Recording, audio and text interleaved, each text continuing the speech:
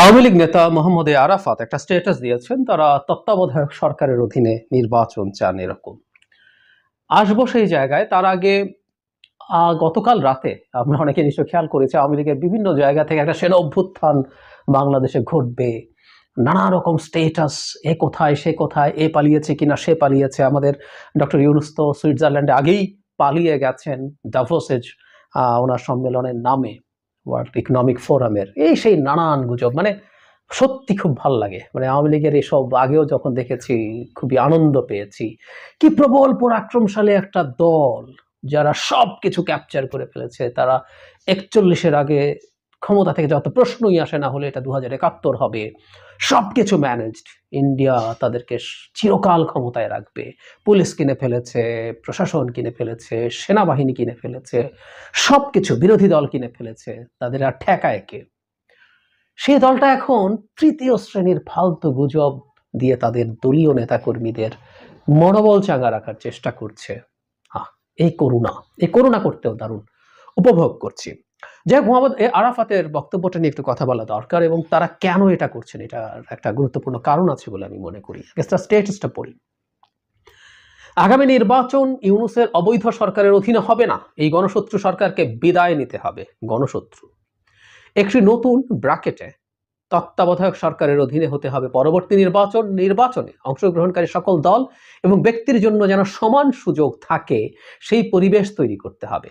আওয়ামী লীগের সকল নেতাকর্মীদের বিরুদ্ধে দেওয়া মিথ্যা মামলা প্রত্যাহার করতে হবে, রাজবন্দীদের মুক্তি দিতে হবে এবং জঙ্গি এবং শীর্ষ সন্ত্রাসীদের গ্রেপ্তার করতে হবে। জনগণের দ্বারা নির্বাচিত সংসদ প্রয়োজনীয় সংস্কার কর্মসূচি বাস্তবায়ন করবে।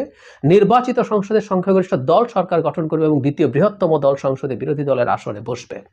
সেই সাথে জুলাইয়ের 16 তারিখ থেকে আগস্টের 5 তারিখ পর্যন্ত এবং পরবর্তী সময়ে পুলিশ সহ যত হতাহত হয়েছে সকল ঘটনার সুষ্ঠু তদন্ত সাপেক্ষে বিচার চলমান রাখতে হবে। তদন্ত বিচার প্রক্রিয়ার মাধ্যমে যেই দোষী প্রমাণিত হবে তার শাস্তি নিশ্চিত করতে হবে।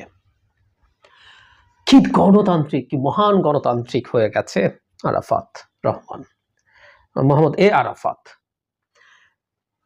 প্রথম কথা হচ্ছে ওরা তত্ত্বাবধায়ক সরকার, এই সরকার অবৈধ। আচ্ছা, তো তত্ত্বাবধায়ক সরকার যেটা হবে সেটা কি বৈধ?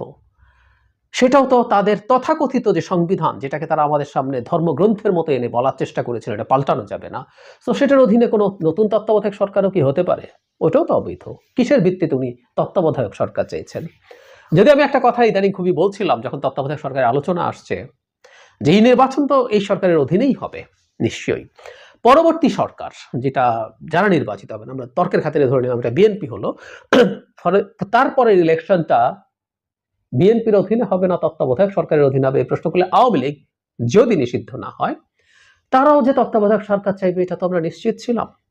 অথচ আমাদেরকে কত নসিহত, এটা অবৈধ সরকার হবে ইত্যাদি ইত্যাদি। এখন তারা তত্ত্বাবধায়ক সরকার আগেই বলছেন এই ডক্টর ইউনূসের সরকার অবৈধ, এসব বলার চেষ্টা করছে। এরপর আমরা খেয়াল করব আরেকটা বক্তব্যকে আমরা এখানে পিক করতে চাই, জনগণের দ্বারা নির্বাচিত সংসদ প্রয়োজনীয় সংস্কার কর্মসূচি বাস্তবায়ন করবে। মানে আরাফাতের কাছে প্রশ্ন, সংস্কার কর্মসূচি মানে সংস্কার কি লাগবে? বাংলাদেশের সব কিছু তারা করে গিয়েছিলেন না, কিসের সংস্কার, কেন লাগবে? কিন্তু এগুলোর মধ্যে নোংরা চালাকি আছে, এটা আমাদের ধরতে পারতে হবে।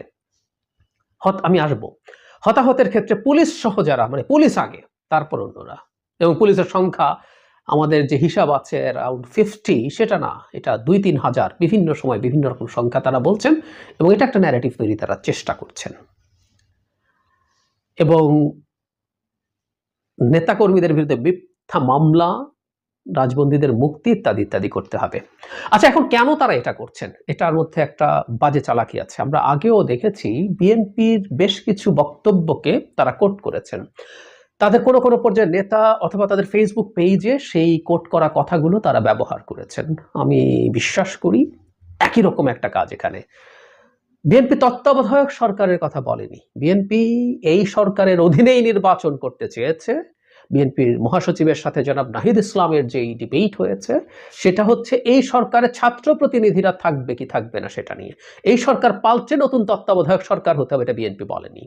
কিন্তু এই সুযোগ নিয়ে খুব নিচু স্তরের চালাকি করার চেষ্টা করছেন জনাব আরাফাত। তিনি এই সরকারকে সরে গিয়ে নতুন তত্ত্বাবধায়ক সরকারের আলাপ আনছেন। ব্যাপারটা এইরকম যে আওয়ামী লীগ বিএনপির সাথে অ্যালাইন্ড।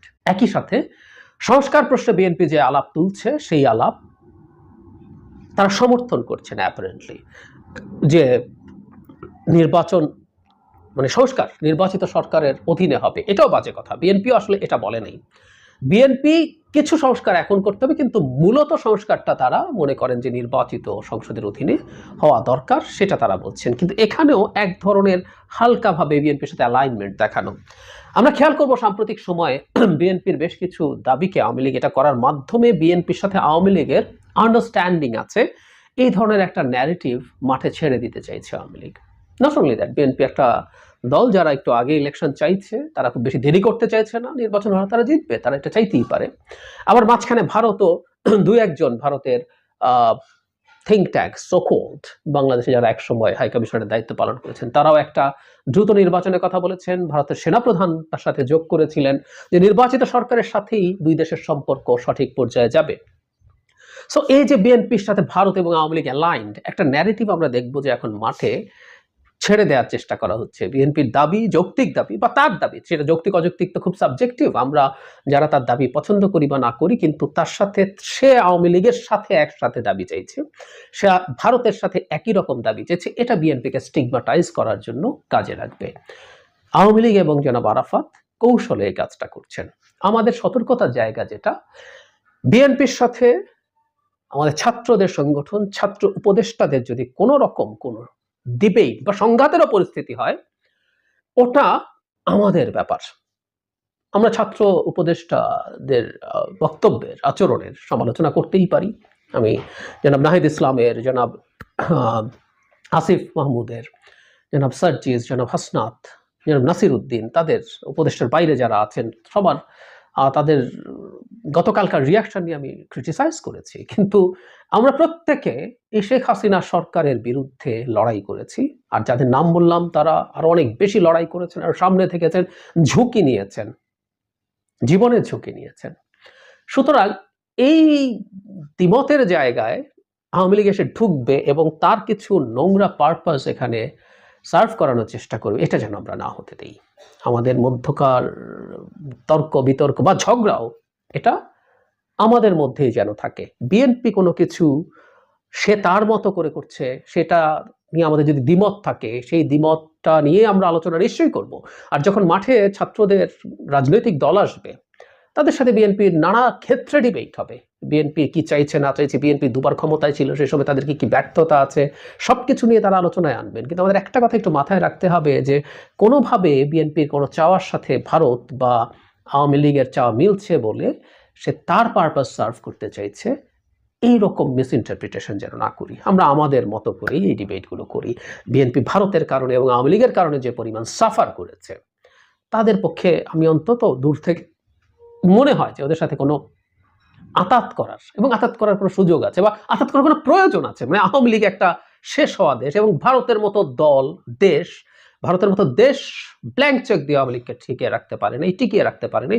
সুতরাং আবার বিএনপি ভারতের কাছে গিয়ে নির্বাচনের সাহায্য চাইবে, খুবই লজিক্যাল কথা। যখন ভারতে অত্যন্ত মানে ভারতের সামনে দাঁড়ানো আত্মমর্যাদা সম্পন্ন একটা সরকার আছে, ডক্টর ইউনূসের সরকার, ভারতের চাপে বাংলাদেশে নির্বাচন দেবে, এই কথাগুলো খুব বোকা বোকা হয় আমরা যারা বলার চেষ্টা করি।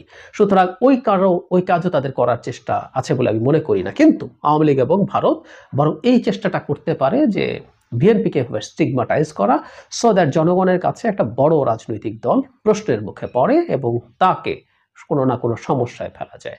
আমরা ভবিষ্যৎ বাংলাদেশে চাই একটা অ্যাকসেপ্টেবল পার্টিসিপেটরি ইলেকশন হবে, সেটাই যেই জিতুক না কেন, এবং বাংলাদেশের ক্ষমতায় যখন কোনো দল যায় তার নানা রকম ভুলভ্রান্তি হবে, সেই ভুলভ্রান্তির সুযোগে আরও কোনো রাজনৈতিক দল, ছাত্রদের বা আর কেউ, ইভেন জামায়াত শিবিরও যদি জনগণকে সাথে নিয়ে শক্তি অর্জন করে তারা ক্ষমতায় যাওয়ার পরিস্থিতি তৈরি করতে পারে, তারা তাদের গণতান্ত্রিক সেই অধিকার, জনগণ যদি তাদেরকে ভোট দেয় তারা ক্ষমতায় যাবে, এভাবেই এই জিনিসগুলো কাজ করবে। এর বাইরে কোনো কারসাজি, কোনো রকম কোনো চালাকি যাতে কেউ করতে না পারে, সুযোগ নিতে না পারে, আমাদের খেয়াল রাখা দরকার।